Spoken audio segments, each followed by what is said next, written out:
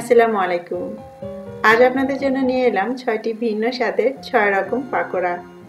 আসছে রমজানে অন্ততপক্ষে ৬ দিন আপনাদের কাজে আসতে পারে। প্রথমে আমি আপনাদেরকে করে দেখাবো এগ পাকোড়া বা ডিমের পাকোড়া। আর এজন্য আমাদের লাগবে সেদ্ধ ডিম। আমি এখানে ২টো সেদ্ধ ডিম নিয়েছি এবং এগুলোকে ছোট টুকরো করে কেটে নেব। আপনি চাইলে গোটাটা দিয়েও বানাতে পারেন। তারপর সিজনিংয়ের জন্য এর উপরে আমি একটু দিয়ে দিচ্ছি মরিচের গুঁড়া, একটু কারি পাউডার দিচ্ছি, আপনি চাইলে চাট মশলা দিতে পারেন অথবা শুধু হলুদও দিতে পারেন। আর দিয়ে দিচ্ছি লবণ। মশলাটা আপনি আপনার পছন্দ মতো দিলেই হবে। এবার আলতো করে এগুলোকে একটু মাখিয়ে নিব এবং 5 মিনিটের মতো এভাবেই রেখে দিব। তারপর অন্য একটা বাটিতে আমি কিছুটা বেসন নিয়ে নিলাম, সাথে লবণ, মরিচ এবং হলুদের গুঁড়ো দিয়ে দিচ্ছি এবং দিয়ে দিচ্ছি একটু বেকিং পাউডার, সাথে দিয়ে দিব ধনেপাতা কুচি এবং এই সব কিছুকে প্রথমে আগে একটু মিশিয়ে নিব। এবার এতে দিয়ে দিচ্ছি আধা চা চামচের মতো আদা রসুন বাটা। তারপর প্রয়োজন মতো অল্প পানি দিয়ে এটাকে একটা ঘন ব্যাটারে পরিণত করব।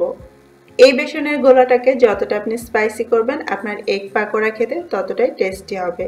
দেখুন এটা নর্মাল বেসনের গোলা থেকে একটু ঘন হবে। এবার সেই মশলা দিয়ে মেখে রাখা ডিমের টুকরোগুলোকে এই বেসনের গোলার মধ্যে এভাবে ডুবিয়ে নিতে হবে। যেহেতু ঘন ব্যাটার খুব সহজে এটা খুব ভালো মতো কোট হবে এবং সহজে খুলেও যাবে না। তারপর এগুলোকে মিডিয়াম আঁচে মিডিয়াম গরম তেলে ভেজে নিতে হবে এবং ভাজাটা ডুবো তেলে ভাজলেই ভালো। এক পাশটা কিছুটা হয়ে গেলে তারপর এগুলোকে উল্টে দিয়ে আবারও চারপাশে সমান কালার করে ভেজে নিতে হবে। ব্যাস তৈরি হয়ে গেল আমাদের মজাদার এবং ঝটপট এগ পাকোড়া। এরপরে আমাদের আসছে আলু পাকোড়া। এটা বানানো যেমন সহজ তেমনি খেতেও ভীষণ মজার। আর নর্মাল কাঁচা আলুর পাকোড়ার থেকে এটা একটু বেশি টেস্টি হয়। এজন্য আমি একটা বাটিতে কিছু মোটা করে কাটা পেঁয়াজ কুচি নিলাম, যেমন ঝাল খাবেন সেই অনুপাতে নিলাম কাঁচামরিচ কুচি এবং ধনেপাতা কুচি, সাথে একটু আদা রসুন বাটা দিয়ে দিলাম। আর যাচ্ছে স্বাদ মতো লবণ। ধনেপাতা কুচিটা অপশনাল, থাকলে দিতে পারেন, না দিলেও কোনো সমস্যা নেই। আমচুর পাউডার দিয়ে দিলাম আধা চা চামচ। এই আলুর পাকোড়াতে টকটক স্বাদটা খুবই স্পেশাল একটা ইফেক্ট নিয়ে আসে।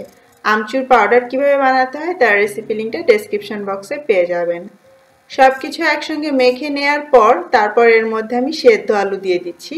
এবার আলুগুলোকে একটু ভেঙে নিতে হবে। আলু ভর্তার মতো এগুলোকে আমরা চটকে নিব না, একটু চাঙ্কি পিস মানে এরকম একটু বড় বড় পিস করে ভেঙে নিব।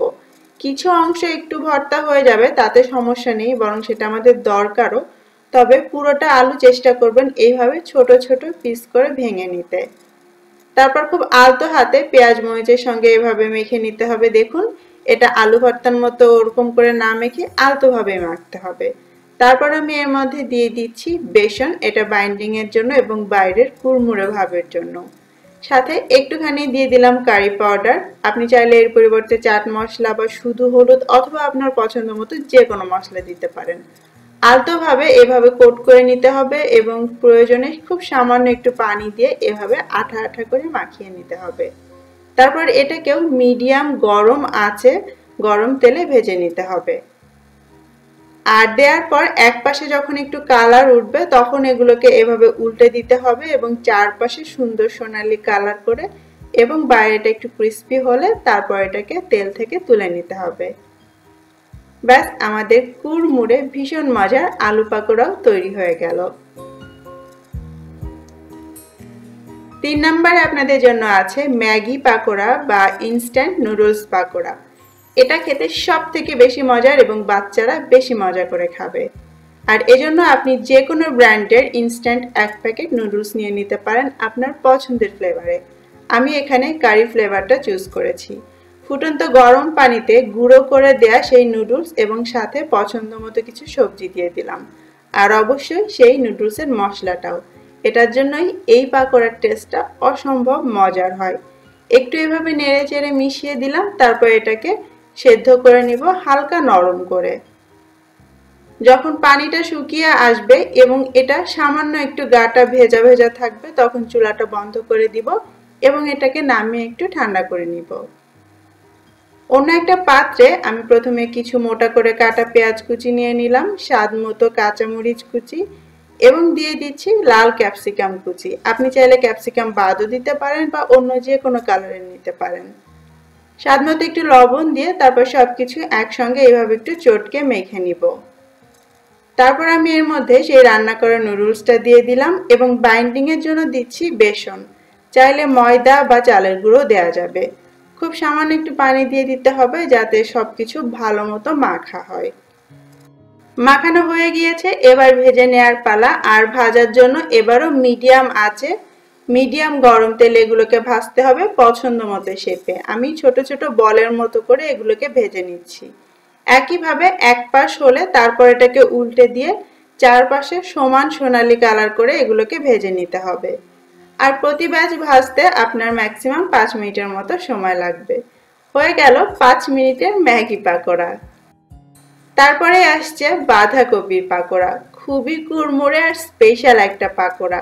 এই পাকোড়াটা অনেকটাই দোকানের কেনা পাকোড়ার মতো স্বাদ এনে দিবে। বাঁধাকপির পাকোড়া বানানোর জন্য প্রথমে একটা বাটিতে আমি কিছু পেঁয়াজ কুচি নিয়ে নিচ্ছি।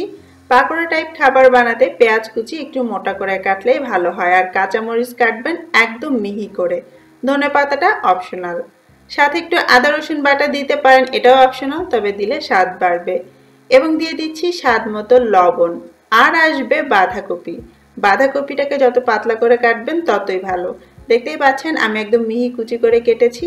এইবার এই সব কিছুকে একসঙ্গে ধরে গণধোলায় দিতে হবে, মানে খুব আচ্ছা মতো চটকে এটার আয়তনেও কমিয়ে নিতে হবে এবং ভেতরের রসটাও বের করে নিতে হবে। তারপরে এর মধ্যে বাইন্ডিং এর জন্য যাচ্ছে বেসন, সাথে একটু ময়দাও দিয়ে দিচ্ছি, আমার কাছে টেস্টটা ভালো লাগে। তারপর যাচ্ছে হলুদ গুঁড়া এবং মরিচের গুঁড়া এবং একটুখানি দিয়ে দিচ্ছি বেকিং পাউডার। তারপর আবারও সবকিছু একসঙ্গে মেখে নিব। দরকারে খুব সামান্য পানি দিয়ে এটাকে আঠা আঠা করে মেখে নিতে হবে। তবে খুব বেশি পানি দিবেন না, তাহলে কিন্তু আমাদের পাকোড়াটা ভেতর থেকে বেশি নরম হবে আর বেশি কুড়মুড়ে হবে না। মাখা হয়ে গিয়েছে, ভাজার জন্য নিয়ে যাচ্ছি তেলের মধ্যে।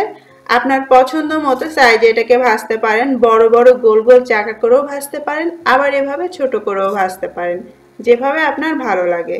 চারপাশে এভাবে সমান সোনালী কালার করে তারপরে তেল থেকে উঠিয়ে নিতে হবে। হয়ে গেল ভীষণ মজার বাঁধাকপির পাকোড়া, আর এটা আমার সবথেকে ফেভারিট পাকোড়া। এরপরে আসছে ফুলকপির পাকোড়া। সাধারণত বড় বড় ফুলকপির টুকরো বেসনের গোলায় চুবিয়ে যে পাকোড়া আমরা তৈরি করি তার থেকে এটা একটু আলাদা এবং বেশি কুড়মুড়ে। আর এজন্য আমি এখানে ছোট সাইজের একটা ফুলকপি নিয়েছি এবং এগুলোকে এরকম বড় টুকরো করে কেটে নিয়েছি। এবার এই ফুলকপিগুলোকে আমি ফুটন্ত পানির মধ্যে দিয়ে দিচ্ছি, সাথে একটু লবণ দিয়ে দিচ্ছি যাতে এর ভেতরে লবণটা ঢুকে, না হলে কিন্তু একটু পানসে লাগবে। মিডিয়াম হাই হিটে এটাকে আমি ঠিক 3 মিনিট জাল করেছি। অর্থাৎ এই ফুলকপিগুলোকে আমরা পুরো সেদ্ধ করব না, 50% সেদ্ধ করতে হবে এবং এটাকে অবশ্যই শক্ত রেখেই পানি থেকে তুলতে হবে। তারপর এটাকে আপনার পছন্দ মতো ছোট টুকরো করে কেটে নেবেন। আপনি চাইলে এরকম বড় রাখতে পারেন, তাতে কিন্তু ভেতরটা একটু আলুনি লাগে, খুব বেশি টেস্টি হয় না। এভাবে ছোট করে কাটলেই ভালো। এবারে অন্য একটা পাত্রে আমি নিয়ে নিচ্ছি কিছুটা মোটা করে কাটা পেঁয়াজ কুচি, স্বাদ মতো নিয়ে নিচ্ছি কাঁচামরিচ কুচি এবং কিছুটা ধনেপাতা কুচি। স্বাদ মতো যাবে একটু লবণ এবং অল্প একটু আদা রসুন বাটা। আমি আবারও বলছি, ধনেপাতা কুচি আর আদা রসুন বাটা যদি আপনার কাছে না থাকে বাদ দিতে পারেন। সবকিছুকে একসঙ্গে আলতো করে একটু চটকে মেখে নিচ্ছি। তারপরে এর মধ্যে আমি সেই ভাপানো ফুলকপির টুকরোগুলো দিয়ে দিলাম। তারপর বাইন্ডিং এর জন্য যাচ্ছে বেসন, চাইলে সাথে ময়দা বা চালের গুঁড়ো মিশিয়ে দিতে পারেন। আর ফোলানোর জন্য যাচ্ছে বেকিং পাউডার এবং সাথে একটু হলুদ গুঁড়ো। এবার আবারও সবকিছু এভাবে মেখে নিতে হবে। প্রথমে বেসনটা দিয়ে এইভাবে কোট করে নেবেন, আগে দেখবেন আপনার বেসনের প্রয়োজন আছে কিনা, দরকার হলে আরও বেসন দিতে হবে। এবং সামান্য পানি দিয়ে এগুলোকে এভাবে ভিজিয়ে নিয়ে তারপর এর গায়ে এভাবে কোট করে নিতে হবে। এই যে দেখুন, নর্মালি আমাদের পাকোড়াটা যেমন হয় আঠা আঠা মাখা, ঠিক তেমন করেই মাখতে হবে। তারপর আবারও মিডিয়াম আঁচে মিডিয়াম গরম তেলে এগুলোকে ভেজে নিতে হবে এবং চেষ্টা করবেন প্রত্যেকটা ফুলকপির টুকরো আলাদা আলাদা করে তেলে ফেলতে। এবং চারপাশে সুন্দর সোনালী কালার হলে এগুলোকে তেল থেকে তুলে নিতে হবে।